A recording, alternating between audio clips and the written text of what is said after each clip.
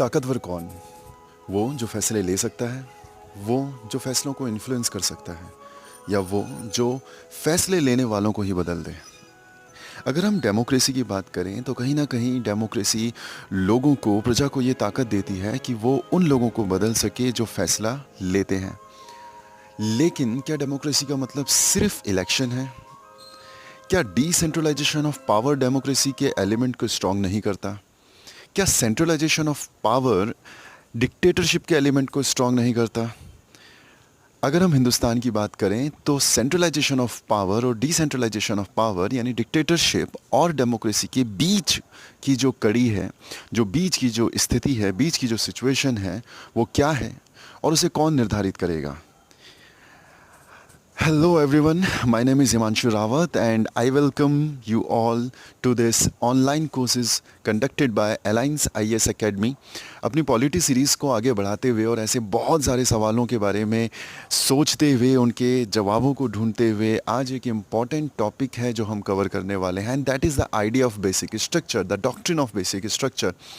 जिस तरीके से जो सवाल मैंने आपसे इस लेक्चर के स्टार्टिंग में पूछे कि डेमोक्रेसी का मतलब क्या, क्या सिर्फ चुनाव ही डेमोक्रेसी होता है, या डिक्टेटरशिप का मतलब क्या, यानी the absence of democracy is really a dictatorship? The answer is no. अगर हम देखें, डिक्टेटरशिप का मतलब ये कि जो फैसले लेने की जो ताकत है, फैसले लेने की जो अथॉरिटी है, वो सेंट्रलाइज्ड है, वो कॉन्सेंट्रेटेड है। लेकिन अगर हम डेमोक्रेसी की बात करें तो डेमोक्रेसी में डीकॉन्सेंट्रेशन, डिसेंट्रलाइजेशन ऑफ पावर होता है। लेकिन ये सवाल और ज़्यादा मुश्किल तब हो जाता है जब हमारे संविधान के प्रावधान में इस तरह की बातों को बहुत क्लियरली नहीं लिखा होता है कि कौन निर्धारित करेगा कि फ़ैसला क्या लिया जाएगा, कौन निर्धारित करेगा कि फ़ैसला कैसे लिया जाएगा। और इसी कॉन्फ्लिक्ट में, इसी बैलेंस ऑफ पावर में एक इम्पॉर्टेंट कड़ी जुड़ती है जिसको हम बेसिक स्ट्रक्चर कहते हैं, डॉक्ट्रिन ऑफ बेसिक स्ट्रक्चर कहते हैं। ये बहुत ही इंटरेस्टिंग टॉपिक होने वाला है, बहुत ही इंटरेस्टिंग लेक्चर होने वाला है। थोड़ा सा टेक्निकल है, काफ़ी ज़्यादा इसमें आपको अचानक से ट्विस्ट देखने को मिलेंगे, राइट? तो इस जर्नी में आप मेरा साथ दीजिएगा, क्योंकि at the end of this lecture you will be empowered to understand your constitution in a much better way. आप काफ़ी ज़्यादा अपने संविधान को समझ पाएंगे, उनके प्रावधानों को समझ पाएंगे, जो टसल है पार्लियामेंट के बीच में और जुडिशरी के बीच में, आप उसको बेहतर तरीके से समझ पाएंगे। और जो सवाल मैंने आपसे पूछा है कि हु इज़ मोर पावरफुल, ताकतवर कौन, जो फैसले बनाता है, जो फैसले इन्फ्लुएंस करता है, या फिर वो जो फैसले लेने वालों को ही बदल देता है? तो इसका जवाब आप इस लेक्चर के एंड में ज़्यादा बेहतर तरीके से दे पाएंगे। तो करते हैं अपनी जर्नी की start, doctrine of basic structure. अगर हम डॉक्ट्रिन ऑफ बेसिक स्ट्रक्चर के बारे में बात करें तो ये पूरा जो टॉपिक है ये सिर्फ एक सवाल के ऊपर आधारित है कि ताकतवर कौन, ज़्यादा ताकतवर कौन, कौन बड़ा, जुडिशरी ज़्यादा बड़ी या फिर आपका पार्लियामेंट ज़्यादा बड़ा। और अगर हम और प्रिसाइसली बात करें तो सवाल पूछता है कि आर्टिकल 13 ज़्यादा बड़ा है या आर्टिकल 368 ज़्यादा बड़ा है। आपका जो कॉन्स्टिट्यूशन है उसका आर्टिकल 13 ज़्यादा स्ट्रॉन्गर है, ज़्यादा बड़ा है, ज़्यादा पावरफुल है, या फिर आर्टिकल 368 ज़्यादा पावरफुल है? इस सवाल को जानने से पहले हमें ये जानना पड़ेगा कि आर्टिकल 13 क्या बात करता है और आर्टिकल 368 क्या बात करता है। जो मेरे ऑफलाइन क्लासेस के जो स्टूडेंट्स हैं, अलायंस आईएएस के जो स्टूडेंट्स हैं, दे नो आर्टिकल 13 बहुत अच्छे तरीके से, काफ़ी डीप में हमने आर्टिकल 13 कवर किया था क्लास में। ऑलमोस्ट 2 घंटे इसके ऊपर डिस्कशन हुआ था। और अभी जो लास्ट लेक्चर हमने कवर किया था that was related to article 368, right? तो इसको दोबारा से मैं डिस्कस नहीं करने वाला हूँ कि आर्टिकल 13 क्या होता है, इसके प्रावधान क्या होते हैं। आर्टिकल 368 के ऊपर ऑलरेडी अराउंड 40 मिनट्स का हम एक लेक्चर तैयार कर चुके हैं। लेकिन अगर मोटा माटी हम बात करें तो आर्टिकल 13 जो है वो बात करता है किस चीज़ के बारे में? आर्टिकल 13 जो है लॉज के बारे में बात करता है, डेफिनेशन ऑफ लॉज के बारे में बात करता है। इसके अलावा आर्टिकल 13 ये कहता है, आर्टिकल 13 का क्लॉज 2 ये कहता है कि कोई भी ऐसा प्रावधान, कोई भी ऐसा कानून जो कि फंडामेंटल राइट्स को यानी पार्ट 3 को अगर एब्रीच करता है, उसे कम करता है, उसको खतरे में डालता है, उसको रिड्यूस करता है, तो वो नल एंड वाइड होगा, वो इनकंसिस्टेंट होगा।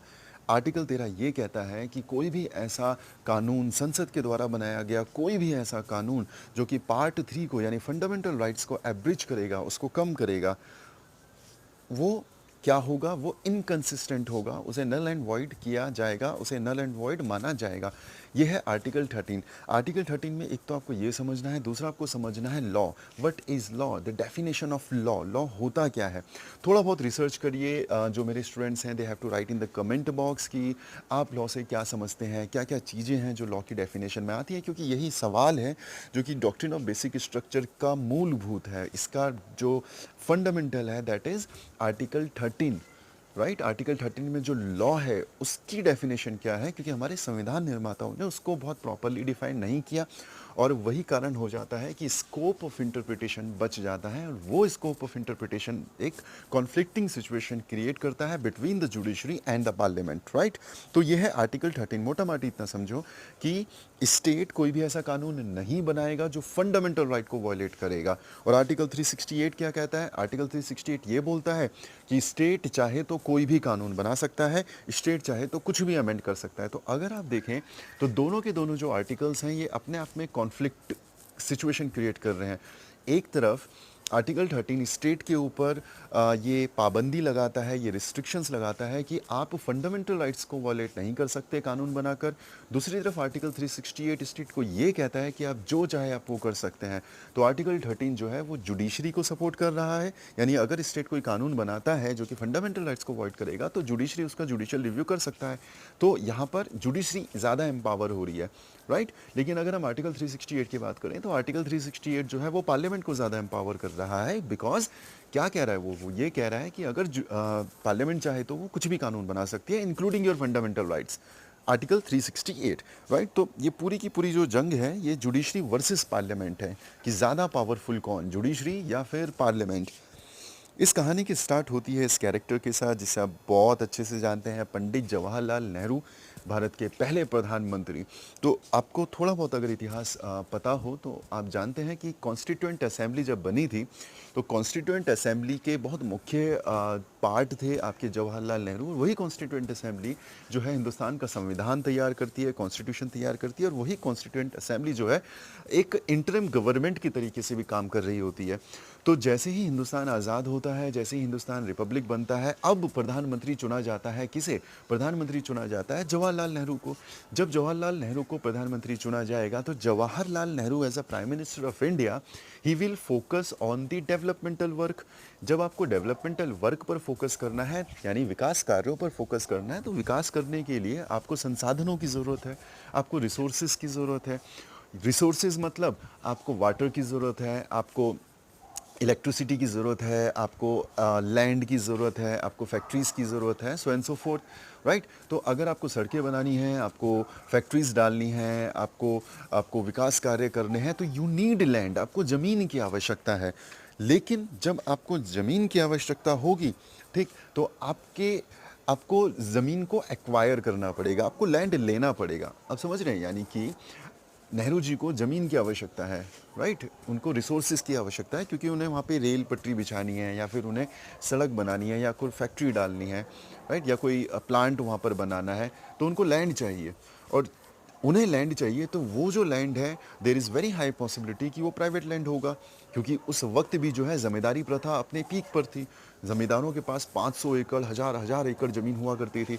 तो अब कानून बनाने के लिए क्या करना पड़ेगा, अब यानी उस ज़मीन को लेने के लिए क्या करना पड़ेगा, आपको कानून बनाना पड़ेगा, आपको लॉज बनाने पड़ेंगे। उस लॉज के आधार पर ही आप लोगों से उनकी ज़मीन ले पाएंगे और वहाँ पे सड़क बना पाएंगे या रेलवे ट्रैक बना पाएंगे, ठीक।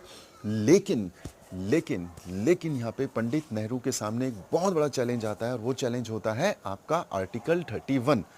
आर्टिकल 31 किस बारे में बात करता है, आर्टिकल 31 बात करता है योर राइट टू प्रॉपर्टी, ठीक। राइट टू प्रॉपर्टी यानी जो आपका संपत्ति जो है, संपत्ति का अधिकार जो है वो आपका मूल अधिकार है, that is your fundamental right. तो अब यहाँ पे देखो आर्टिकल 13 जो हमने अभी देखा था, state can not take away or abridge part 3।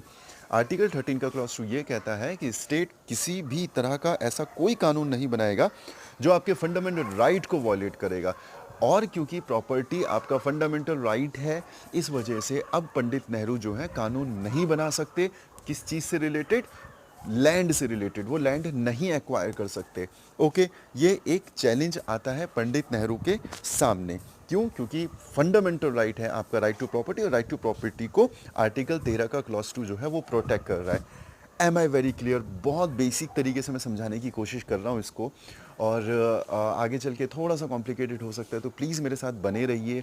अगर आपको इतना पॉइंट समझ में नहीं आया, मैं ऑलरेडी 3 बार रिपीट कर रहा हूँ, बट स्टिल आप दोबारा से जो है बैक जाइए और दोबारा से इस वीडियो को सुनिए, इस पार्ट को सुनिए, अगर आपको इतना नहीं समझ में आया तो। ठीक, आई होप सब क्लियर है, बहुत बेसिक तरीके से समझाने की कोशिश हो रही है।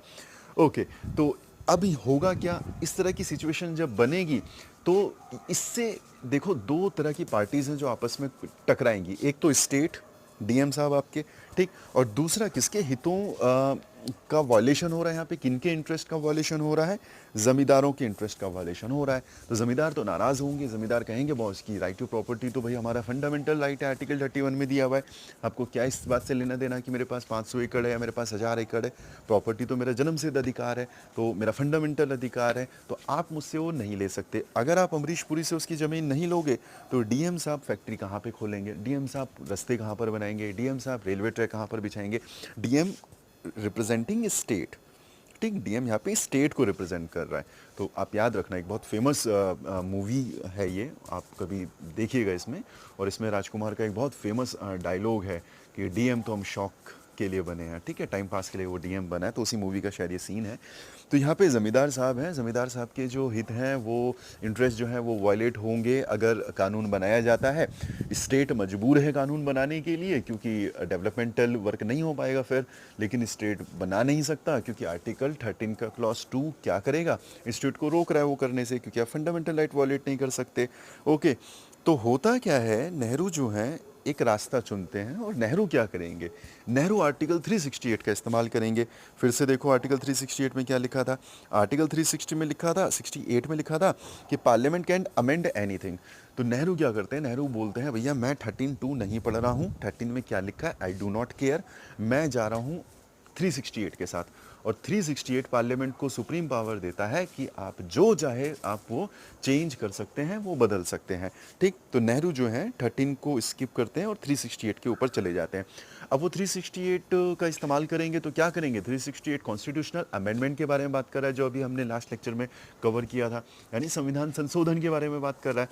तो संविधान संशोधन किया जाता है और आर्टिकल 31 यानी राइट टू प्रॉपर्टी जो था, जो आपका मूल अधिकार था, उसमें जोड़ा जाता है आर्टिकल 31A, आर्टिकल 31B और 9th शेड्यूल। तो 3 चीज़ों को अमेंड किया जाता है, 3 चीज़ों को शामिल किया जाता है आपके फर्स्ट कॉन्स्टिट्यूशनल अमेंडमेंट एक्ट 1951 के द्वारा। ओके, यानी आपके पास चॉइस थी 13 के साथ जाने की और 368 जाने की, तो जाहिर सी बात है पार्लियामेंट क्या करेगा, पार्लियामेंट 368 के साथ जाएगा। पार्लियामेंट गया 368 के साथ, और जब वो 368 के साथ गया तो उसने ये बोला कि पार्लियामेंट कुछ भी कर सकता है, parliament can amend anything, and that is exactly written in your article 368। Initially जब हम बात कर रहे हैं 51 की, तब तो यही लिखा हुआ था उसमें कि पार्लियामेंट कैन अमेंड एनीथिंग। तो नेहरू ने किया अमेंडमेंट, 31A डाला, 31B डाला और 9th शेड्यूल डाला। You have to write in the comment box कि 31A में क्या लिखा है, 31B में क्या लिखा है और 9th शेड्यूल में क्या लिखा है। 9th schedule is very very very important. 1 से 2 बार ये क्वेश्चन पूछा जा चुका है पिछले 5 सालों में यूपीएससी में, और ये पूरे चांसेस हैं कि आपको बार बार रिपीटेटिव मोड पर आपको ये क्वेश्चन जो है यूपीएससी या किसी भी अदर एग्जाम में देखने को मिले। 31A and B are not that important, but still you should know क्या लिखा है उसमें, ठीक। तो नीचे कमेंट बॉक्स में आपको ये लिखना है। कौन सा कॉन्स्टिट्यूशनल अमेंडमेंट एक्ट था, पहला कॉन्स्टिट्यूशनल अमेंडमेंट एक्ट था। तो जैसे हिंदुस्तान आज़ाद होता है, जैसे ही संविधान बनता है, तो आपको पता चलता है कि यार ये तो दिक्कत हो गई, हमने संविधान लिख तो दिया लेकिन इसमें कुछ कॉन्ट्राडिक्टरी हमने प्रावधान डाल दिए, और वो जो कॉन्ट्राडिक्शंस हैं वो काफ़ी लंबी चलती हैं फिर, ठीक। तो एकदम से 51 में 50 में आपने लागू किया, 1 साल बाद ही आपको दिक्कत उसमें महसूस होने लग गई कि यार 13 और जो आर्टिकल 368 है ये तो कॉन्ट्राडिक्टरी है। ओके, ठीक। तो अगर हम बात करें तीनों के तीनों ये जो प्रावधान हैं 31A और 31B और 9th शेड्यूल, ये तीनों के तीनों सिर्फ एक बात बोल रहे हैं कि भाई हम चाहें तो कुछ भी कर सकते हैं, यानी पार्लियामेंट अगर चाहे तो वो कुछ भी अमेंड कर सकती है, फंडामेंटल राइट को भी जो है वो एब्रिज कर सकती है, फंडामेंटल राइट को भी कम कर सकती है, ले सकती है। तीनों का मतलब ये कि पार्लियामेंट चाहे तो वो कुछ भी कर सकती है। तो पार्लियामेंट ने किया, पार्लियामेंट ने कानून बनाया, और कानून बनाने के बाद इन्होंने क्या किया, इन्होंने लोगों की ज़मीन लेना शुरू किया। यानी लैंड लेना शुरू किया। लैंड क्यों चाहिए था? सड़क बनाने के लिए, डेवलपमेंटल कार्यों के लिए। तो अब ये काम आसान हो गया, अब आप सड़क बना सकते हो, आप रेलवे ट्रैक बना सकते हो, आप प्लांट लगा सकते हो, फैक्ट्री लगा सकते हो, सो एंड सो फोर्थ, यानी विकास के कार्य किए जा सकते हैं। ठीक। लेकिन एक पार्टी तो खुश है यहाँ पर। कौन सी पार्टी? स्टेट खुश है यहाँ पर, क्योंकि स्टेट अपने हिसाब से चीज़ों को कर पा रहा है। लेकिन जो दूसरी पार्टी है, यानी जो जमींदार हैं आपके, यानी ये अमरीश पुरी, ये तो नाराज़ हो जाएंगे। ये तो कहेंगे कि भैया हमारा राइट टू प्रॉपर्टी, यानी हमारा फंडामेंटल राइट आपने वायलेट किया और आप नहीं कर सकते, क्योंकि संविधान में लिखा है कि वो हमारा मूल अधिकार है, वो आप नहीं ले सकते हमसे, फंडामेंटल राइट है हमारा।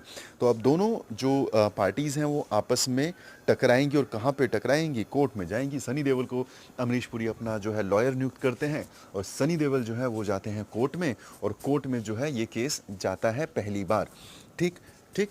अब कोर्ट के सामने क्या है? कोर्ट को क्या डिसाइड करना है? देखो, कोर्ट के सामने ये फैसला लेना है कोर्ट को कि ज़्यादा पावरफुल कौन है, आर्टिकल 13 ज़्यादा इंपॉर्टेंट है या आर्टिकल 368 ज़्यादा पावरफुल है। तो ये केस जाता है आपकी जुडिशरी के सामने। ठीक।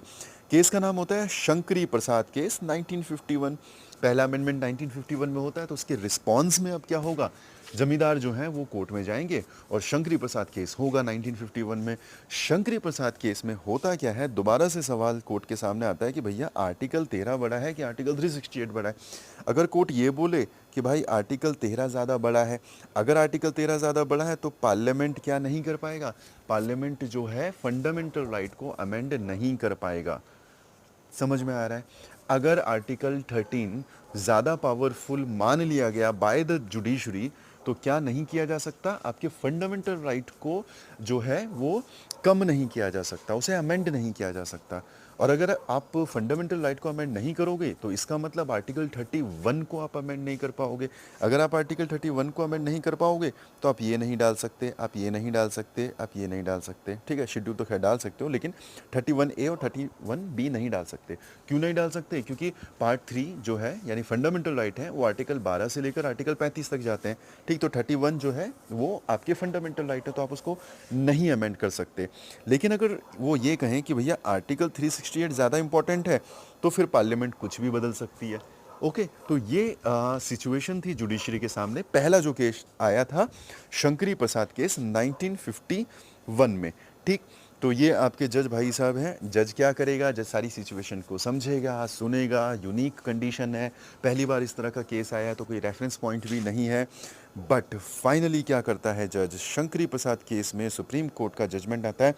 दिमाग में बिठा लो इसे, नोट्स बना रहे हो तो नोट्स बना लो, स्क्रीनशॉट लेना है तो स्क्रीनशॉट ले लो।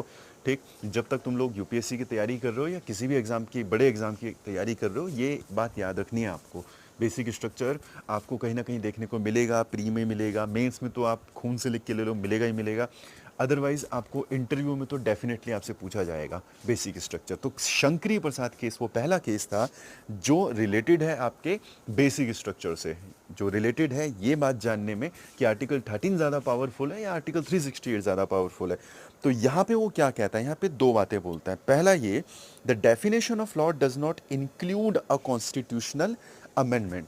अब आपको याद हो, मैंने आप इस लेक्चर के स्टार्टिंग में कहा था कि आर्टिकल 13 हमें ये बताता है कि लॉ क्या होता है, राइट? लॉ की डेफिनेशन क्या है। तो बहुत सारी चीज़ों को लॉ की डेफिनेशन में शामिल किया गया है। एक चीज़ है जो रह गई थी और जो बाद में कॉन्ट्रडिक्शंस का बहुत बड़ा सोर्स बनता है, एंड दैट इज़ अमेंडमेंट। क्या law is equal to amendment? यानी जो आपका लॉ है, लॉ की जो परिभाषा है, क्या वो अमेंडमेंट को भी शामिल करता है? समझ पा रहे हो मैं क्या कह रहा हूँ? देखो, जो अलायंस के जो स्टूडेंट्स हैं जिनका ऑलरेडी आर्टिकल 13 हो चुका है, उनके लिए केक वॉक है, वो समझ रहे हैं कि मैं क्या बोलना चाह रहा हूँ।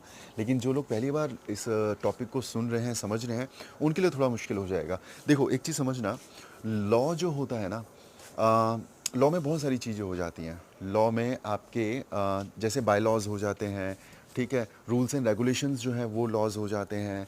ठीक। रूल्स रेगुलेशंस जो है वो लॉज का एक हिस्सा है। ठीक। सरकार कोई नोटिफिकेशन निकालती है तो वो लॉ का हिस्सा है। लेकिन सरकार अगर कोई एडवाइजरी जारी करती है तो वो लॉ का हिस्सा नहीं होता है। सरकार अगर जो है अमेंडमेंट करती है, यानी कोई कानून बना है और सरकार जो है उसमें संशोधन करती है, जो अभी हमने लास्ट लेक्चर में डिस्कस किया था कॉन्स्टिट्यूशनल अमेंडमेंट, तो हम अगर कोई संशोधन करते हैं तो क्या उसको माना जाएगा लॉ? ये एक बड़ा सवाल था जो आपका संविधान इसको उसने एड्रेस नहीं किया था, उसने इस जवाब को नहीं दिया था, इस सवाल को उसने खाली छोड़ दिया था।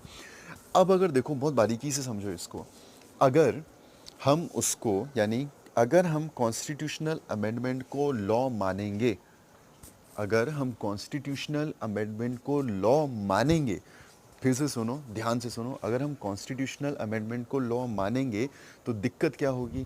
दिक्कत ये होगी कि आर्टिकल 13 में क्या लिखा है? आर्टिकल 13 में ये लिखा है कि state can not take away or abridge part 3। कैसे? यानी स्टेट जो है कोई भी ऐसा लॉ नहीं बनाएगा जो कि फंडामेंटल राइट को वायलेट करता हो, जो कि फंडामेंटल राइट को कम करता हो। ठीक, क्या बोला है? स्टेट कोई भी ऐसा लॉ नहीं बनाएगा जो कि फंडामेंटल राइट को वायलेट करता हो। ठीक, तो अगर हम ये बोलें कि law is equal to amendment, यानी अमेंडमेंट और लॉ दोनों एक हैं, या फिर जो लॉ की जो परिभाषा है उसमें अमेंडमेंट भी आता है, तो जब आप अमेंडमेंट करेंगे तो वो नल एंड वॉइड हो जाएगा अकॉर्डिंग टू आर्टिकल 13 का क्लॉज 2। क्यों होगा?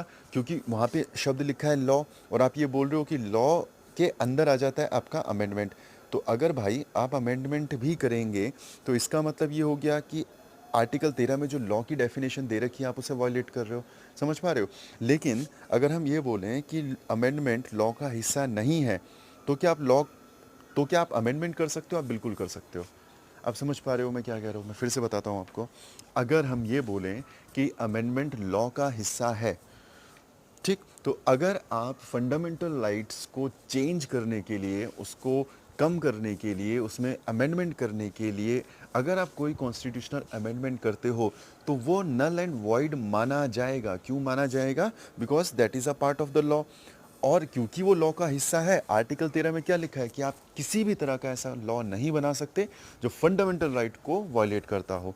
ठीक, लेकिन कंडीशन चेंज हो जाती है। अगर अगर आपका लॉ हिस्सा नहीं माना जाता है अमेंडमेंट का, ठीक, अगर आपका अमेंडमेंट और अगर आपका लॉ अलग अलग है, तो इसका मतलब ये है कि आप अमेंडमेंट कर सकते हो, उसको नहीं माना जाएगा लॉ का पार्ट। यानी कि you will be allowed to abridge the fundamental rights, you will be allowed to amend the fundamental rights, और वो आर्टिकल 13 का वॉलेशन नहीं होगा। So this is just a game of interpretation यार। ये इंटरप्रिटेशन का गेम है कि लॉ के अंदर क्या क्या आता है, लॉ के अंदर अमेंडमेंट माना जाए कि नहीं माना जाए।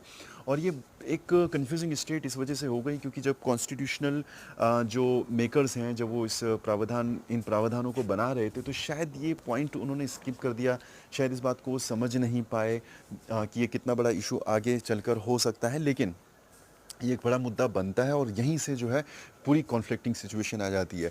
एक बहुत सिंपल सी बात है, लॉ अगर आप मानोगे अमेंडमेंट को, ठीक, जैसे ही आप लॉ और अमेंडमेंट सेम बोलते हो तो वैसे जुडिशरी पावरफुल हो जाती है। क्यों पावरफुल हो जाती है?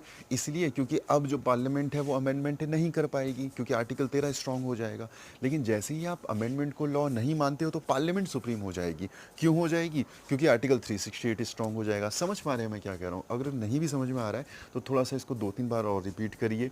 और जो फ्रेशर्स हैं, जो पहली बार, दूसरी बार, तीसरी बार पॉलिटी पढ़ रहे हैं, वो डायरेक्टली अगर इस लेक्चर को सुन रहे हैं तो आई एम सो सॉरी, आपके लिए थोड़ा सा टिपिकल होने वाला है।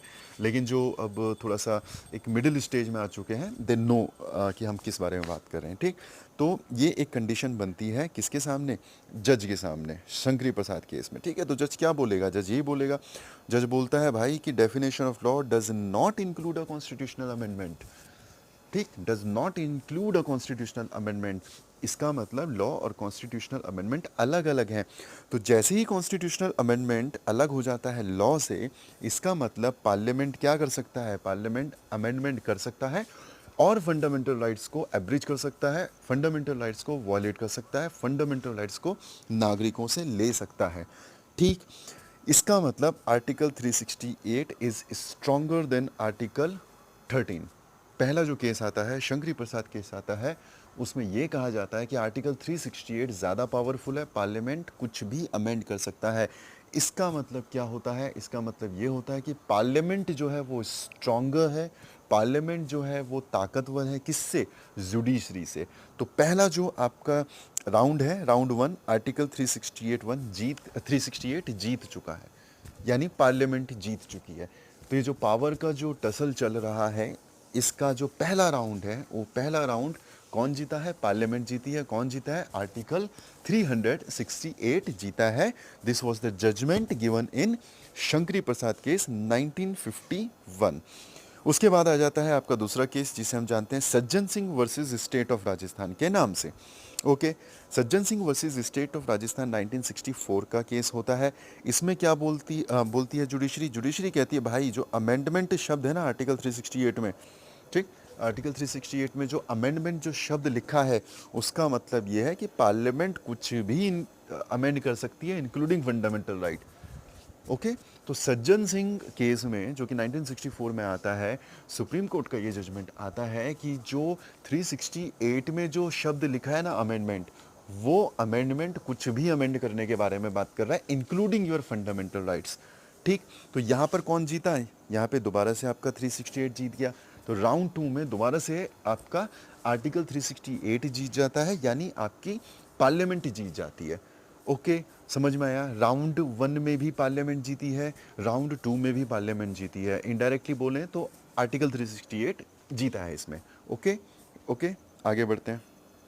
उसके बाद एक बहुत इंपॉर्टेंट केस आता है, जिसे हम जानते हैं गोलकनाथ केस के, अपने वक्त का सबसे बड़ा केस, इसलिए क्योंकि पहली बार जो है इतनी बड़ी बेंच बैठी थी, अप्रोक्सीमेटली नहीं बल्कि एग्जैक्टली प्रिसाइजली 11 जजेस की बेंच ये बैठी थी, और उस वक्त ये सबसे बड़ी बेंच थी, उस वक्त की जो सबसे बड़ी बेंच थी। गोलकनाथ केस होता है 1967 में। बहुत इंपॉर्टेंट है, माइलस्टोन है जुडिशरी के लिए, माइलस्टोन है हिंदुस्तान की पॉलिटी के लिए, और माइलस्टोन है हम लोगों के लिए। ओके, आपको जब आंसर लिखना है तो आपको याद रखना है गोलकनाथ केस के बारे में। पहला पॉइंट, पहला जो फाइंडिंग होता है गोलकनाथ केस में, वो क्या बोल रहा है? वो ये कह रहा है कि आर्टिकल 368 में जो भाई आपने लिखा हुआ है ना amendment, that is not absolute power. इसको समझें, आपने जो 368 में अमेंडमेंट लिखा है कि parliament can amend anything, that amending powers are not absolute in nature. आपका जो अमेंडिंग जो पावर्स हैं, यानी 368 की जो पावर्स हैं, those powers are open to judicial review. तो जुडिशियल रिव्यू किया जा सकता है आपकी अमेंडमेंट पावर का। जो भी आप कॉन्स्टिट्यूशनल अमेंडमेंट करेंगे अंडर आर्टिकल 368, जुडिशरी अगर चाहे तो उसका रिव्यू कर सकती है, उसका जुडिशियल रिव्यू किया जा सकता है। Very important. दूसरा पॉइंट, यहाँ पर ये क्या बोलते हैं, अपने पुराने फैसलों को चेंज कर देते हैं और ये कहते हैं कि जो शब्द है, जो लॉ है, लॉ इंक्लूड अमेंडमेंट। इससे पहले हमने क्या देखा था? इससे पहले हमने देखा था शंकरी प्रसाद केस में ये हुआ था कि क्या कहा गया, ये बोला गया कि law and amendment because they are different, तो अमेंडमेंट करके फंडामेंटल राइट्स को अब्रिज किया जा सकता है। गोलकनाथ केस में क्या होता है? गोलकनाथ केस में ये कहा जाता है कि लॉ जो है ना, आर्टिकल 13 में जो लॉ लिखा है, इट इंक्लूड्स अमेंडमेंट। और भाई जब ये अमेंडमेंट इंक्लूड करेगा तो आर्टिकल 13(2) में तो ये लिखा है कि आप पार्ट 3 में को एब्रिज नहीं कर सकते, आप उसको वॉलेट नहीं कर सकते। ओके, सो अगर कोई भी अमेंडमेंट फंडामेंटल राइट को वॉयलेट करेगा, तो वो जो अमेंडमेंट होगा वो जुडिशियल स्क्रूटिनी यानी जुडिशियल रिव्यू के लिए ओपन हो जाएगा। और आप देखें, ये बहुत ही माइलस्टोन डिसीजन है टेकन बाय द जुडिशरी। और यहाँ पर पहली बार आपको देखने को मिलता है कि आर्टिकल 13 यानी जुडिशरी के पास ज़्यादा ताकत आ जाती है, और राउंड 3 में article 13 got the victory. Am I very clear? ये बहुत इंटरेस्टिंग हो रहा है, ठीक है? ठीक, राउंड 3 में क्या होता है? आर्टिकल 13 जीत जाता है। राउंड 1 में क्या हुआ था? आर्टिकल 368 जीत गया था। राउंड 2 में क्या हुआ था? आर्टिकल 368 जीत गया था। राउंड 3 में क्या हुआ है? आर्टिकल 13 जीत गया है। जब मैं आर्टिकल 13 बोल रहा हूँ तो इसका मतलब जुडिशरी पावरफुल है, जुडिशरी जीत रहा है। और जब मैं आर्टिकल 368 बोल रहा हूँ तो इट मीन्स पार्लियामेंट जो है वो जीत रही है। ठीक, this is a very interesting story of basic structure, कि किस तरीके से हम लोग बेसिक स्ट्रक्चर तक पहुंचते हैं, उस डॉक्ट्रिन तक पहुंचते हैं, उस आइडिया तक पहुंचते हैं, क्या क्या चैलेंजेस यहाँ पर आपको देखने को मिलते हैं। तो ये केस है 1967 का गोलकनाथ केस। अगर आपको याद हो, 67 के दौर की जब हम बात कर रहे हैं, जिस वक्त की हम बात कर रहे हैं, उस वक्त में एक इंसान, एक चेहरा बहुत ज़्यादा ताकतवर है, बहुत ज़्यादा पावरफुल है, बहुत ही स्ट्रॉन्ग लीडरशिप है। And we are talking about Indira Gandhi, right. हम इंदिरा गांधी के बारे में बात कर रहे हैं, former prime minister Indira Gandhi के बारे में बात कर रहे हैं, जो कि किस चीज़ पर यकीन करती थी। She believe in the idea of power concentration, the concentration of power. और हमने अपने लेक्चर का स्टार्ट ही इस तरीके से किया था कि जब भी कंसंट्रेशन ऑफ पावर होगा तो डिक्टेटरशिप के एलिमेंट बढ़ेंगे। ओके, डेमोक्रेसी का मतलब सिर्फ इलेक्शन नहीं है, डेमोक्रेसी का मतलब डिसेंट्रलाइजेशन ऑफ पावर भी है। जैसे जैसे पावर का डिसेंट्रलाइजेशन होता रहेगा वैसे वैसे डेमोक्रेसी के एलिमेंट बढ़ते हैं, हम डेमोक्रेटिक कंट्री की तरफ होते हुए बढ़ते हैं, राइट। लेकिन जैसे जैसे कॉन्सेंट्रेशन ऑफ पावर होता है, सेंट्रलाइजेशन ऑफ पावर होता है, यू विल सी कि आपके देश में डिक्टेटरशिप के एलिमेंट ज़्यादा देखने को मिलते हैं। और इसी वजह से सही तरीके से या गलत तरीके से, पॉलिटिकली या किसी भी एंगल से, आज भी जो है इंदिरा गांधी को डिक्टेटर बोला जाता है, क्योंकि she believed in the idea of power concentration. तो वो यही करेंगी। यहाँ पे क्या हुआ है, यहाँ पे उनसे पावर ले ली गई है, यहाँ पे पार्लियामेंट से पावर ले ली गई है, जुडिशरी के पास ज़्यादा पावर आ चुकी है, ठीक है, पार्लियामेंट से ज़्यादा ताकत जो है वो जुडिशरी के पास है। तो ये चीज़ क्या इंदिरा गांधी बर्दाश्त करेंगी? आंसर इज़ नो, बिल्कुल बर्दाश्त नहीं करेंगी। और क्योंकि वो बर्दाश्त नहीं करेंगी तो वो क्या करेंगी, वो लेके आएंगी संविधान संशोधन, 24वां संविधान संशोधन 1971, 1971 में 24th कॉन्स्टिट्यूशनल अमेंडमेंट एक्ट आता है। अब जब ये एक्ट आता है तो ये क्या करेगा, अमेंडमेंट करेगा, संशोधन करेगा, यानी कुछ बदलाव करेगा, कुछ चेंजेस करेगा। तो क्या चेंज करता है? आर्टिकल 13 को ही चेंज कर देता है। समझ पा रहे हैं आप? आर्टिकल 13 जुडिशरी को ताकत दे रहा था, तो आपने उसी आर्टिकल को ही चेंज कर दिया जो जुडिशरी को ताकत दे रहा था। और आपने क्या किया, उसमें डाला आर्टिकल 13 का क्लॉज 4, ठीक। आर्टिकल 13 का क्लॉज क्या बोलता है? संविधान संशोधन के द्वारा जिसको जोड़ा गया था वो ये कहता है कि भाई कोई भी कॉन्स्टिट्यूशनल अमेंडमेंट जब हम करेंगे 368 का इस्तेमाल करते हुए, वो जो कॉन्स्टिट्यूशनल अमेंडमेंट होगा वो जुडिशियल रिव्यू से बाहर होगा, जुडिशरी उसका रिव्यू नहीं कर सकती है। This has been inserted in article 13 as article 13 clause 4। Article 13 का क्लॉज 4 बना के इसको उसमें डाल दिया गया। समझ पा रहे हैं क्या हुआ यहाँ पर? यहाँ पर ये हुआ कि आर्टिकल 13 को ही कमज़ोर कर दिया। आर्टिकल 13 जो कि जुडिशरी को पावर दे रहा था उसको ही कमज़ोर कर दिया। उसमें आर्टिकल 13 का क्लॉज 4 डाल दिया और उसमें ये कहा कि पार्लियामेंट अगर आर्टिकल 368 का इस्तेमाल करती है तो जिन भी प्रावधानों में, जिन भी संशोधनों में 368 का इस्तेमाल होगा वो जुडिशियल स्क्रूटिनी के, जुडिशियल रिव्यू के बाहर होंगे। ओके, और क्या बोले? ये बोले कि कोई भी चीज़ आर्टिकल 13 में लिखी है अगर, वो किसी भी तरीके से आर्टिकल 368 को इम्पैक्ट नहीं कर सकती है, उसको किसी भी तरीके से इफ़ेक्ट नहीं कर सकती है। Okay, this is important. अब यहाँ पे देखें तो हुआ क्या, 13 जो है किसी भी तरीके से अफेक्ट नहीं कर सकता, इम्पैक्ट नहीं कर सकता 368 को। इसका मतलब 368 ज़्यादा पावरफुल है, 368 अनलिमिटेड हो गया क्योंकि जुडिशरी के एम्बिट के बाहर हो गया, राइट। और जैसे ही आपका जुडिशरी के एम्बिट से कोई चीज़ बाहर होगी या फिर पावर कंसंट्रेशन होगा तो वैसे ही हमने डिस्कस किया क्या होगा, आपका डेमोक्रेसी कमज़ोर पड़ेगा, आपका डिक्टेटरशिप ज़्यादा स्ट्रांग हो जाएगा। समझ रहे हैं? यानी बैलेंस ऑफ पावर है, वो जो बैलेंस ऑफ पावर है वो बिगड़ गया, ठीक। जैसे ही वो बिगड़ गया तो इसका मतलब क्या हुआ कि एक ऐसा ग्रुप होगा, एक ऐसा साइड होगा जिसके पास ज़्यादा पावर हो जाएगी और एक ऐसा ग्रुप होगा जिसके पास कम पावर हो जाएगी।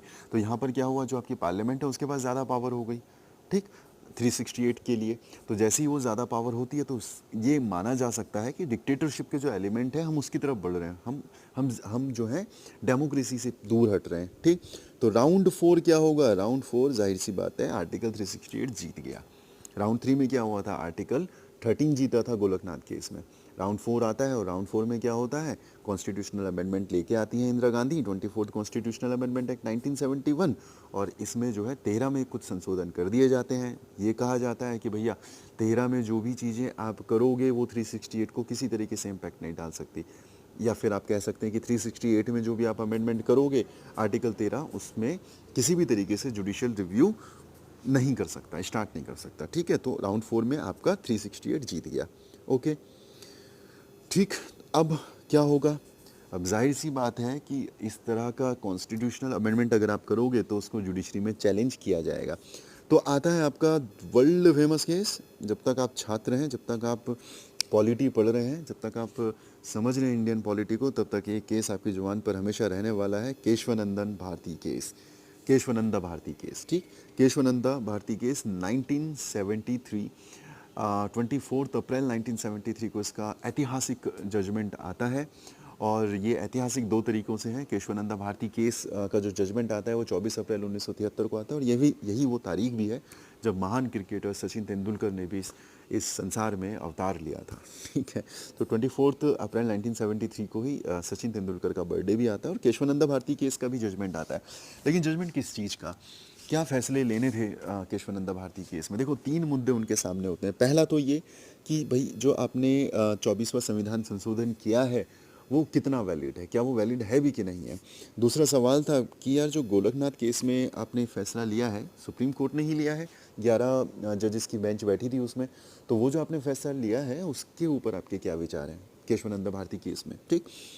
और तीसरा जो एक यक्ष प्रश्न है कि कौन ज़्यादा ताकतवर, आर्टिकल 13 या आर्टिकल 368, यानी जुडिशरी या फिर parliament.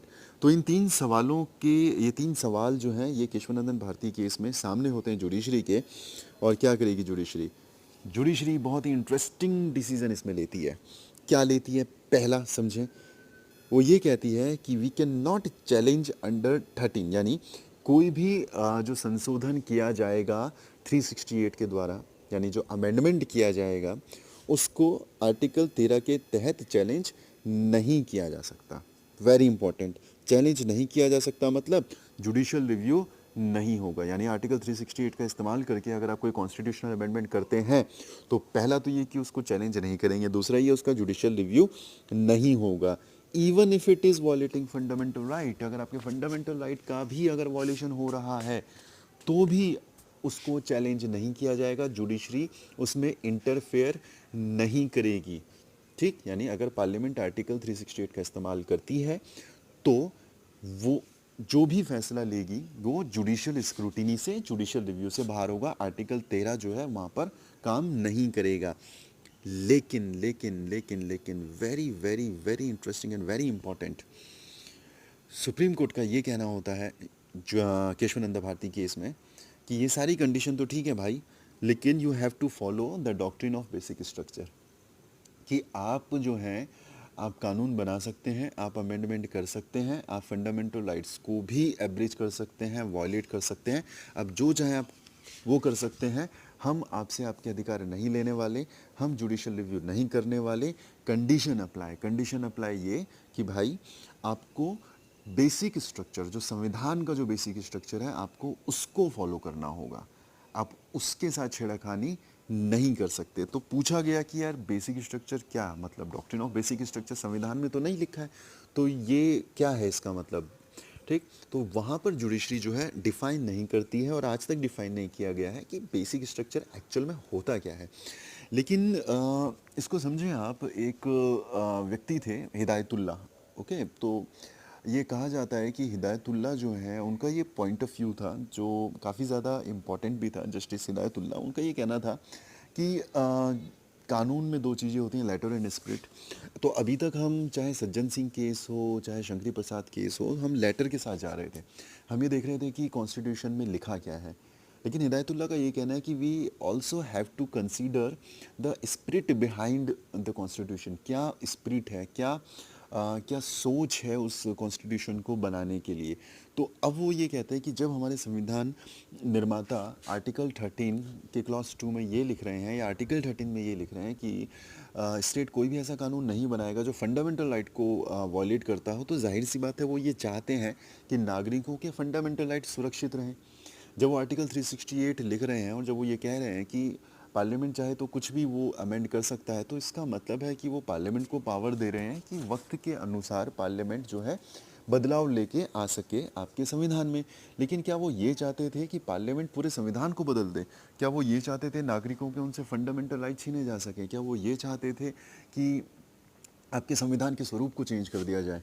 The answer is no, definitely वो ये नहीं चाहते होंगे। इसका मतलब हमारे संविधान की कुछ बेसिक बातें हैं, कुछ फंडामेंटल्स हैं जो रहने चाहिए, जो संविधान निर्माताओं का जो विज़न है, जो हिंदुस्तान का जो विज़न है, वो रहना चाहिए। देखो हर कंट्री जो होती है वो किसी न किसी आइडिया पे, किसी न किसी फ़िलॉसफी पे डिपेंड करती है। फॉर एग्ज़ाम्पल पाकिस्तान जो है जब वो बना था तो एक एक मुस्लिम मेजॉरिटी देश बनना चाहता था, एक इस्लामिक कंट्री बनना चाहता था, वो उसका एक विज़न था। जब हम अपने विज़न की बात करें तो हम एक डाइवर्स कंट्री हैं, हम मल्टी कल्चरल कंट्री हैं, तो हमारा विज़न क्या, हमारा विज़न ये है कि हमारे नागरिकों को फंडामेंटल राइट मिले बिना किसी भेद के, राइट। हम लोग एक सोवरेन कंट्री बने, सोशलिस्ट कंट्री बने, सो एंड सो फोर्थ। तो ये सारी चीज़ें जो हैं ये फंडामेंटल्स हैं, ये मूल है इस चीज़ का। आप इसको छेड़ाखानी नहीं कर सकते। तो ये है आपका doctrine of basic structure. Okay, तो अगर हम राउंड 5 की बात करें तो आप अगर ऊपर के 3 पॉइंट पढ़ें, that the decision taken under 368 can not be challenge, और कोई जुडिशियल रिव्यू नहीं हो सकता, आप फंडामेंटल राइट को वायलेट कर दे, तो आपको लगेगा कि कहीं ना कहीं पार्लियामेंट की तरफ जो है वो बॉल जा रही है। ओके, पार्लियामेंट ज़्यादा स्ट्रांग है। लेकिन जैसे ही ये बट आ जाते हैं 3, वैसे ही आपको लगता है कि आर्टिकल 13 जो है वो इम्पॉर्टेंट हो गया। जुडिशरी ने एक्चुअल में जो बॉल है, जो बाजी है, वो अपने हाथ में ही रखी है। क्योंकि अल्टीमेटली बेसिक स्ट्रक्चर क्या होगा भाई, ये कौन डिसाइड करेगा? जुडिशरी डिसाइड करेगा। और जैसे ही जुडिशरी के पास ये पावर आ जाती है कि जुडिशरी विल डिसाइड कि what is a part of basic structure और नॉट, तो वैसे ही जुडिशरी ज़्यादा ताकतवर हो जाती है, राइट। तो ये जो केशवानंदा भारती केस होता है, राउंड 5 जो होता है, ये दोनों के लिए विन विन सिचुएशन है। लेकिन अगर आप देखो तो ये ज़्यादा टिल्ट किसकी तरफ है? जुडिशरी की तरफ है, 13 की तरफ है। कूल। तो this was the middle part taken in the Keshavananda Bharati case on doctrine of basic structure. पहली बार आपको दुनिया के किसी संविधान में देखने को मिलता है। ये इंडियन डिस्कवरी है, राइट, मेड इन इंडिया। ये आपको बाकी किसी भी संविधान में देखने को नहीं मिलता है। तो ये एक चेस गेम जैसा चल रहा है। Okay, 24th constitutional amendment act किसके द्वारा किया गया था? पार्लियामेंट के द्वारा किया गया था। केशवानंदा भारती केस आता है, यहाँ पे जुडिशरी जो है अपना फैसला लेती है, अपनी चाल चलती है। तो अब नंबर आएगा किसका? अब नंबर आएगा आपकी दोबारा से पार्लियामेंट का। पार्लियामेंट क्या करता है? पार्लियामेंट 24वें संविधान संशोधन में 2-3 चीज़ें और करता है। क्या करता है? क्लॉज 4 एंड 5 डाल देता है 368 में। ठीक, तो 368 का क्लॉज 4 और 368 का क्लॉज 5 ये जाता है। ओके, वो ये क्या कहता है? वो ये कहता है कि भाई पार्ट 3 को जो है हम अमेंड कर सकते हैं, और part 3 will not be challenged in any court.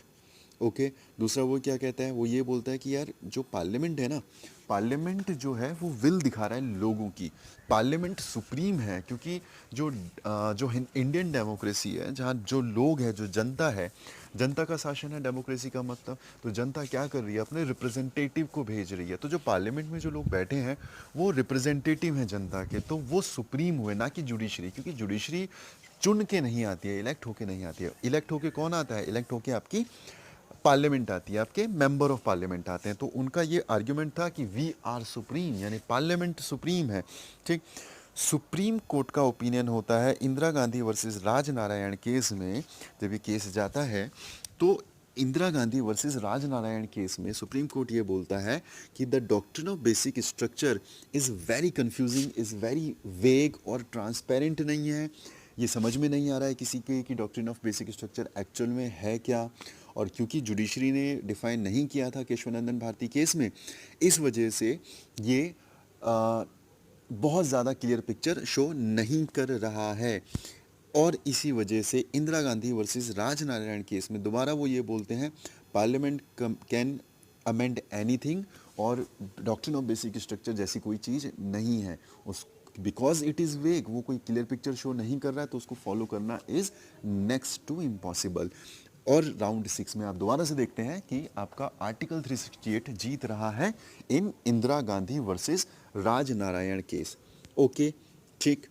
उसके बाद क्या होगा? उसके बाद आता है दोबारा से आपका Minerva mill case. Minerva mill case में क्या होगा? मिनर्वा मिल केस में ये जो डस्ट थी इसको सेटल कर दिया जाता है कि यार इनफ इज़ इनफ नाउ, बहुत हो गया तुम्हारा चेस गेम, अब इसको हम फाइनली सेटल करते हैं। तो क्या बोलते हैं? वो ये बोलते हैं कि भाई मिनर्वा केस होता क्यों है बेसिकली, तो ये होता है इसलिए क्योंकि ये जो क्लॉज 4 और 5 जो है ऐड किया गया था 368 में, इसको चैलेंज किया जाता है। तो ये चैलेंज होता है। सुप्रीम कोर्ट क्या बोलता है? सुप्रीम कोर्ट ये बोलता है कि यार भाई जो तुमने ये 4 और 5 डाला है ना, ये संविधान के बेसिक स्ट्रक्चर को वॉलेट कर रहा है। तो जैसे वो ये बोलते हैं कि बेसिक स्ट्रक्चर को वॉलेट कर रहा है, इसका मतलब मिनर्वा मिल केस में क्या हुआ, the idea, the doctrine of basic structure was accepted, उसको एक्सेप्ट किया जाता है। ठीक, तो उन्होंने बोला मिनर्वा मिल केस में कि भाई जो तुम ये इंदिरा गांधी वर्सेस राजनारायण केस में तुमने बोला कि doctrine of basic structure because it is vague it should not be followed, उस फैसले को चेंज किया जाता है। मिनर्वा मिल केस में बोलते हैं that doctrine of basic structure will prevail, doctrine of basic structure रहेगा ही रहेगा, रहने ही रहने वाला है।